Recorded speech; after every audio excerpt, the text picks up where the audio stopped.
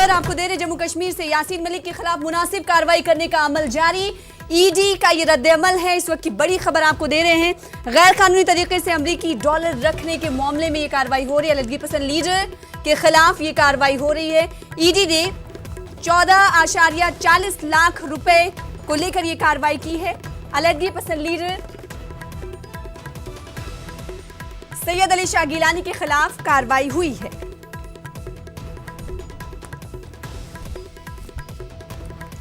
इस वक्त की बड़ी खबर आपको रियासत जम्मू कश्मीर से दे रहे हैं। जम्मू कश्मीर के अलहदगी पसंद लीडरों के खिलाफ ईडी का शिकंजा लगातार कसता जा रहा है। Jammu Kashmir terror funding case में ईडी की सरगर्मियां लगातार जारी हैं। ईडी ने कहा है कि जेकेएलएफ यासीन मलिक के खिलाफ मुनासिब कार्रवाई करने का अमल जारी है। जेकेएलएफ के साबिक चेयरमैन हैं यासीन मलिक और लगातार ईडी का शिकंजा कसता जा रहा है। बड़ी कार्रवाई ईडी की जानिब से, अब बड़ा इकदाम ईडी की जानिब से दिखाई दे रहा है। ईडी रकम जब्त करके जुर्माना आयद करेगी, ऐसा ईडी की जानिब से कहा गया। इस पूरे मामले पर बातचीत करने के लिए रुख करेंगे दिल्ली का हमारे साथ हमारे नुमाइंदे शंकर आनंद जुड़ चुके हैं। शंकर आनंद, ये बड़ी कार्रवाई ईडी की जानिब से तमाम लीडरान के खिलाफ। निश्चित तौर पे देखिए, इस मामले में अगर बात करें एसएएस गिलानी के खिलाफ जो कार्रवाई की गई है, जो जुर्माना लगाया गया है, ये एक फेमा के तहत किया गया है। और इस फेमा के तहत जो ये कार्रवाई करते हुए इसमें जुर्माना भी लगाया गया। और इसके साथ ही जिस वक्त में ईडी ने एसएएस गिलानी की आवाज पर जब छापेमारी की थी और इसके साथ उससे संबंधित कई और अन्य जो लोकेशन पे जब छापेमारी की गई थी, तो छापेमारी के दौरान जो विदेशी करेंसी बरामद हुआ था $10,000, तो उसको शुरुआती तौर पे उसने अटैच किया था। लेकिन अब ईडी ने बाकायदा उसे फाइनल तौर पर उसे अब अटैच करने का एक जो हुक्म है फौरन वो कर दिया गया है, वो निर्देश जारी कर दिया गया है। तो एक तरह से कह सकते हैं कि बड़ी कार्रवाई है। और सिर्फ बात यहाँ पे ऐसे सिर्फ गिलानी तक की नहीं है। ईडी जो है पिछले कुछ महीनों के अंदर में काफी बड़ी एक सर्जिकल फिनेंशियल एक कार्रवाई जो है वो की है टेरर फंडिंग के मामले में। तो सिर्फ कई ऐसे लोग हैं जिसके खिलाफ इस तरह की कार्रवाई की गई है। तो एक तरफ देखा जाए ऐसे एसएएस के खिलाफ जिस तरह से बाकायदा उसके फेमा के तहत कार्रवाई की गई है, तो वहीं कई ऐसे आतंकी हैं और कई ऐसे अलगाववादी नेता हैं। अलगाववादी नेताओं के खिलाफ भी मनी लॉन्ड्रिंग एक्ट के तहत ईडी जो है वो कार्रवाई कर रही है। तो एक तरह से कहा जा सकता है कि आने वाले वक्त में कई और भी जो संपत्ति है उसको अटैच किया जा सकता है। तो यहाँ पर देखा जाए तो कई कश्मीर के ऐसे अलगाववादी नेता हैं, उनके खिलाफ अभी आने वाले वक्त में कई और भी उनकी संपत्तियां जो है उसको अटैचमेंट किया जाएगा, ईडी के द्वारा किया जाएगा। तो यहाँ पे शुरुआती तौर पर जरूर कहा जा सकता है कि एसएएस गिलानी के खिलाफ आज कार्रवाई की गई है। इसके साथ ही कई और भी जो नेता हैं उसके खिलाफ कार्रवाई होना है। अगर आज और साथ ही साथ शंकर आनंद, जिस तरीके से ईडी ने तबसरा किया है कि इन तमाम लीडरान के खिलाफ जिनके खिलाफ ये कार्रवाई हो रही है, उनके खिलाफ शिकंजा जो है वो कसता ही जाता रहेगा। निश्चित तौर पे देखिए, अभी हमारे ईडी के वरिष्ठ सूत्रों से हमारी जो बातचीत हो रही थी, उनका कहना था कि इस मामले में हमारे पास में कई ऐसी महत्वपूर्ण जानकारी मिली है। कई ऐसे अलगाववादी नेता हैं जिसका संबंध कई ऐसे लोगों के साथ में है जिसके खिलाफ ईडी जो है पहले भी मामला जांच कर रही थी। अब बात करें चाहे अल्ताफ फंटूस की बात करें या वटाली की बात करें, तो वटाली की कई और भी संपत्तियों के बारे में जानकारी ईडी को मिली है। हालांकि पिछले कुछ समय पहले इस मामले में 13 संपत्तियों को अटैच किया गया था, लेकिन अब जो जानकारी मिली है ईडी के पास कई ऐसी संपत्तियों की जानकारी मिली है जिसकी जो जांच जो है चल रही थी पिछले काफी समय से, लेकिन उस मामले में किसी को जानकारी नहीं थी। लेकिन अब उस मामले में भी ईडी जल्द ही कार्रवाई करते हुए उन तमाम अवैध संपत्तियों को अटैच करने वाली है जो बाकायदा मनी लॉन्ड्रिंग एक्ट के तहत इस मामले की जांच की जा रही थी, जिसमें कि जम्मू कश्मीर के अंदर में कई संपत्ति है। और अगर बात करें कुछ ऐसे बड़े आतंकियों की बात करें जो सैयद लश्कर तैयबा और जैश ए मोहम्मद आतंकी संगठन से जुड़े हुए जो उसके आका हैं, उससे जुड़े हुए कई ऐसे नेता हैं, जो कई ऐसे अलगाववादी नेता हैं जिसके साथ संपर्क में रह करके जिस तरह से फंडिंग की गई। बात करें चाहे बटाली की बात करें तो बटाली पे जो आरोप है वो कई आतंकी संगठनों से जुड़ा हुआ था और उसके मार्फत जो पैसे उसको मिलते थे उस पैसे से वो एसेट्स खरीदा, संपत्ति खरीदा।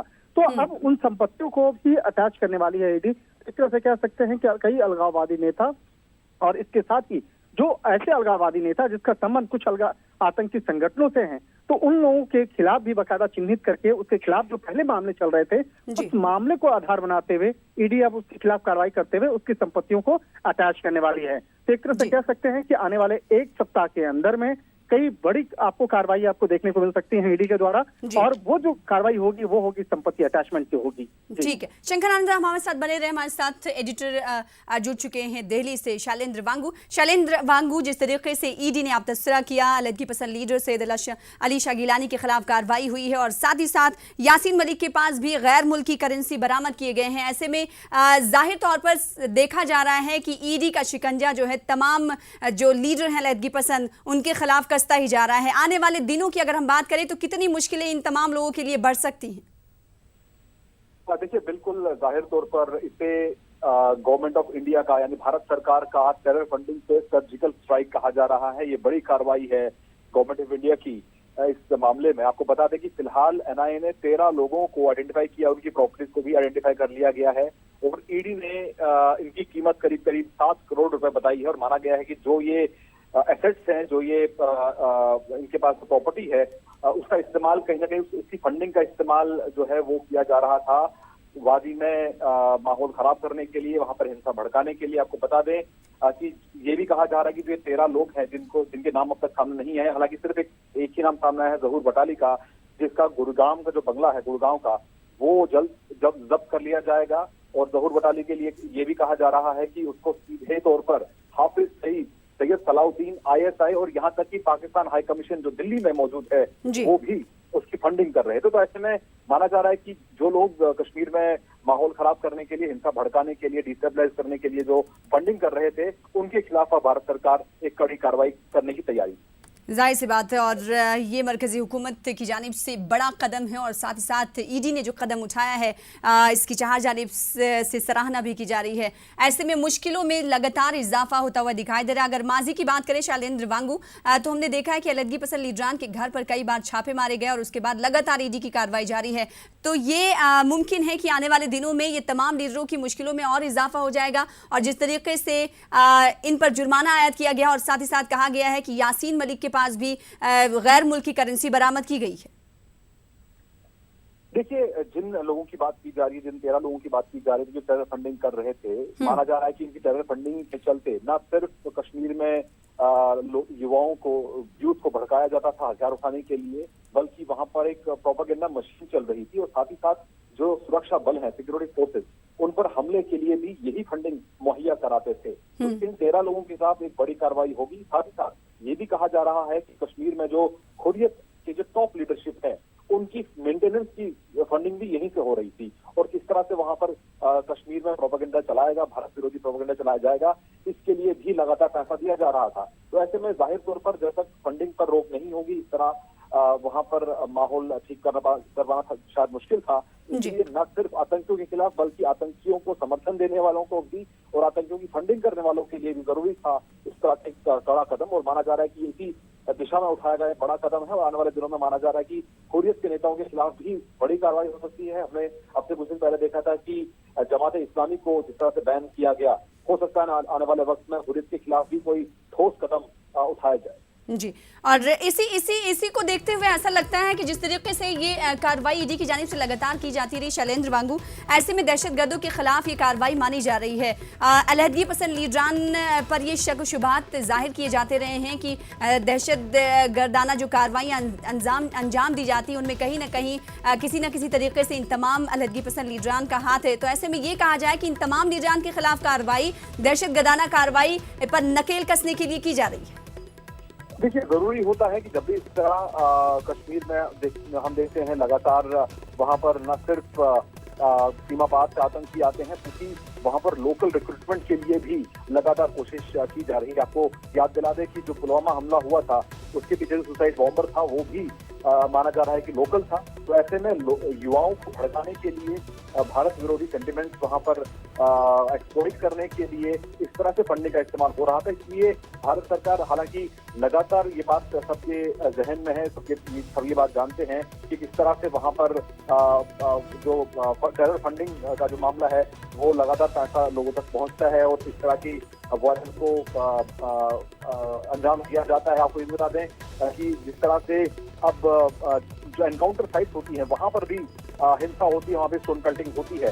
तो जो पूरा टेरर फंडिंग का जो नेटवर्क है, जब तक इस पर एक ठोस कार्रवाई नहीं होगी तब तक इस तरह की हिंसा रोक पाना शायद मुमकिन नहीं है। इसलिए सरकार ने अब उन लोगों की पहचान कर ली है जो इस तरह की हिंसा को भड़काने के लिए लगातार फंडिंग मुहैया कर रहे थे, न सिर्फ हुर्रियत के लिए बल्कि युवाओं को रिक्रूट करने के लिए भी, भारत विरोधी जो सेंटिमेंट है उसको भड़काने के लिए भी इस फंड का इस्तेमाल हो रहा था। तो माना जा रहा है कि आने वाले वक्त में भी जो टॉप लीडर्स हैं उनके खिलाफ भी जल्द कार्रवाई होगी। वही लेकिन शैलेंद्र, इससे बात ये साफ तौर पर साबित हो जाती है कि गिलानी के पास से 10,000 अमेरिकी डॉलर बरामद किए गए हैं। ऐसे में जो शक शुबहात थे कि ये तमाम लीडर टेरर फंडिंग में मुलव्विस हो सकते हैं, ऐसे में जो तस्वीर जो है वो पूरी तरीके से साफ हो गई है और साथ ही साथ 14.40 लाख रुपए जुर्माना भी अलहदगी पसंद लीडर सैयद अली शाह गिलानी के खिलाफ कार्रवाई करते हुए आयद किया गया है। देखिए, जाहिर तौर पर ये लगातार इस तरह के खबरें पहले भी आती रही हैं, लेकिन जब इसकी इन्वेस्टिगेशन शुरू हुई कि किस तरह से फंडिंग होती है तब ये चीजें सामने आ रही हैं कि किस तरह से उनके पास यूएस डॉलर्स रिकवर हो रहे हैं, उन पर जुर्माना आयद किया गया है। अनअकाउंटेड जो पैसा उनके पास पहुंच रहा है उसका सोर्स पता करने के लिए लगातार एनआईए जांच कर रही थी, ईडी भी जांच कर रही थी। तो अब जो नतीजे हैं वो सामने आ रहे हैं कि किस तरह से फंडिंग की जा रही थी। हालांकि इसमें अब पाकिस्तान हाई कमीशन का भी नाम आया है जो कि दिल्ली में मौजूद है। आपको याद दिला दें, आज शाम को भी एक कार्यक्रम होने वाला था, पाकिस्तान नेशनल डे, जो पाकिस्तान हाई कमीशन में आज होने वाला है, और वहां पर भी हुर्रियत नेताओं को एक बार फिर इनवाइट किया गया था, जिसके चलते हिंदुस्तान सरकार ने भी अपना रिप्रेजेंटेटिव भेजने से साफ मना कर दिया। तो ऐसे में साफ है, जब तक पाकिस्तान की ओर से कश्मीर में वायलेंस भड़काने के लिए, आतंकवाद भड़काने के लिए और भारत विरोधी सेंटिमेंट्स को भड़काने के लिए काम जारी रहेगा, तब तक जाहिर तौर पर भारत की जो कार्रवाई है वो जारी रहेगी, चाहे वो आतंकियों के खिलाफ हो या आतंकियों को सपोर्ट करने वालों के खिलाफ। जी शैलेंद्र, इससे ये बात साफ हो गई है कि ईडी जो है अब लगातार अलहदगी पसंद लीडरान के खिलाफ कार्रवाई करता रहेगा। सैयद अली शाह गिलानी के खिलाफ कार्रवाई हमारे सामने है और साथ ही साथ अगर यासीन मलिक की बात करें और दिगर अलहदगी पसंद लीडरान की बात करें जिन पर ये ठप्पा लगता रहा है और उनके घरों पर छापेमारी की जाती रही है, ऐसे में उन पर भी जल्द ही शिकंजा कसना लाजमी है। बिल्कुल, जाहिर तौर पर शिकंजा कसना लाजमी है, क्योंकि भारत सरकार ने साफ कर दिया है कि आतंकवाद के खिलाफ जीरो टॉलरेंस है। आतंकवाद चाहे सीमा पार से हो या फिर कश्मीर में जिस तरह से युवाओं को भड़काया जाता है हथियार उठाने के लिए और प्रोपेगेंडा मशीन चलाई जाती है भारत विरोधी गतिविधियों के लिए और सुरक्षा बलों को निशाना बनाया जाता है। तो ऐसे में जाहिर तौर पर जो लोग इसके पीछे हैं, जो लोग इसके लिए फंडिंग मुहैया कराते हैं, आपको याद दिलाते कि इससे पहले जब पुलवामा हमला हुआ था तब उस वक्त भी एक इंटरनेशनल एजेंसी ने ये कहा था कि जब तक फंडिंग ना हो तब तक इतने बड़े हमले को अंजाम देना मुमकिन नहीं है। इसलिए जरूरी है कि न सिर्फ अंतर्राष्ट्रीय स्तर पर बल्कि भारत सरकार भी ऐसे ठोस कदम उठाए ताकि कश्मीर में जो इस तरह की फंडिंग मुहैया कराई जाती है ताकि वहां पर लोगों में भारत विरोधी सेंटिमेंट को भड़काया जा सके, साथ ही साथ युवाओं को खासतौर पर राह भटका के उनको हथियार उठाने के लिए मजबूर किया जाए। तो ऐसे में आने वाले वक्त में जिस तरह से अब ये जो इन्वेस्टिगेशन के जो रिजल्ट सामने आ रहे हैं, नतीजे सामने आ रहे हैं, जिससे ये साफ हो रहा है कि किस तरह से फंडिंग का जो रूट है वो पाकिस्तान हाई कमीशन से होते हुए अलगाववादियों तक पहुंच रहा है, हुर्रियत तक पहुंच रहा है और उनके जरिए लोकल स्थानीय लोगों तक पहुंच रहा है। तो ऐसे में जरूरी है कि फंडिंग का एक जिस तरह का स्ट्राइक किया है भारत सरकार। शैलेंद्र, ये कार्रवाई मरकजी हुकूमत की है। अगर बात रियासती पार्टियों की कर ली जाए तो वो कहीं ना कहीं सॉफ्ट कॉर्नर इन तमाम लीडरान के खिलाफ, अलहदगी पसंद लीडरान की को लेकर रखते हैं। ऐसे में इस चीज को कैसे लिया जाए?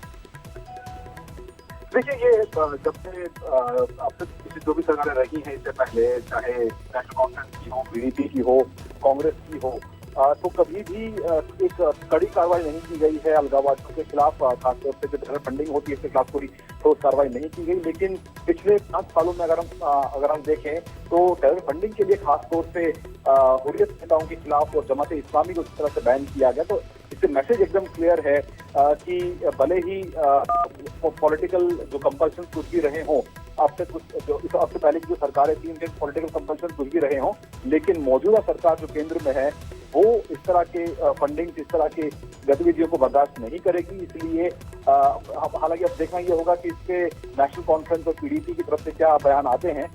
हालांकि आपको याद होगा कि जमात इस्लामी को लेकर भी इससे पहले विरोध जताया गया नेशनल कॉन्फ्रेंस की ओर से भी और पीडीपी की ओर से भी कि आप एक संस्था के खिलाफ कार्रवाई कर सकते हैं, लेकिन आप किसी की सोच के खिलाफ कार्रवाई नहीं कर सकते। लेकिन जाहिर तौर पर जहाँ पर हिंसा भड़काने को लेकर काम किया जा रहा हो, वहाँ पर जरूरी होता है कि इस तरह की कड़ी कार्रवाई की जानी चाहिए। जी शैलेंद्र, बहुत शुक्रिया हमारे साथ जुड़ने के लिए, तफसील से बातचीत करने के लिए। तो अलहदगी पसंद लीडर सैयद अली शाह गिलानी के खिलाफ ये कार्रवाई हुई है और इस पर बातचीत करने के लिए रुख कर रहे थे जम्मू कश्मीर का। हमारे साथ मनोज कौल एडिटर जुड़ चुके हैं। मनोज कौल, एक बड़ी कार्रवाई अलहदगी पसंद लीडर सैयद अली शाह गिलानी के खिलाफ, साथ ही साथ उन पर जुर्माना आयद किया गया है, इसको किस तरीके से देखा जाए और साथ ही साथ क्या ऐसा मुमकिन है कि जो दिगर अलहदगी पसंद लीडर हैं जो राडार पर हैं ईडी के, क्या उनके खिलाफ भी मुस्तकबिल में ऐसी ही कार्रवाई ईडी की जानिब से सरअंजाम दी जाएगी? जिस तरह से कार्रवाई हुई है, पिछले एक साल से लगभग जो एनआईए की कार्रवाई जिससे कई अलहदगी पसंद लीडरान जो हैं अभी भी जेल में हैं और जिसमें एक जो ज़हूर वटाली है वो भी उनमें शामिल है। और ज़हूर वटाली के बारे में ये कहा जाता है कि वो टेरर फाइटिंग का जो मामला है वो सबसे बड़ा सामने आ रहा है। और अभी तक जो प्रॉपर्टी भी सना सील की गई है वो ज़हूर वटाली की है, जो गुरुग्राम में उनकी प्रॉपर्टी उसको सील कर दिया गया है।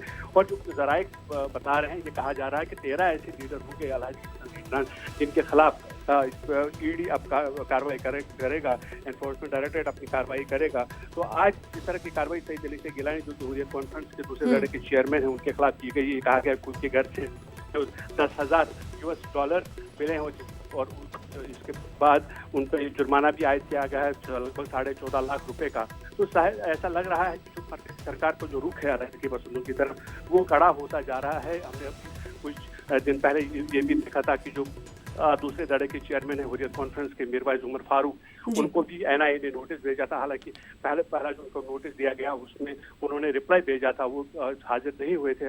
उसके बाद दूसरा एक नोटिस जारी किया गया उनके खिलाफ। उन्होंने ये कहा गया कि आपको एनआईए के सामने पेश होना होगा।